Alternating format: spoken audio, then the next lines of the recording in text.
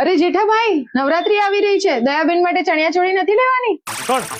બબીતાજીએ પણ અહીંયાથી જ ચણિયાચોળી લીધી છે.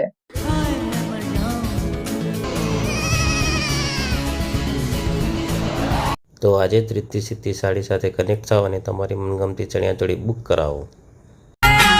મારે કપડા મેચિંગ કરવા છે, હો હો હો. મારે કપડા મેચિંગ, મનડા મેચિંગ, દલડા મેચિંગ કરવા છે. મારી મીઠુડી હારે મન મળે તો ભવના પેરા ફરવા છે.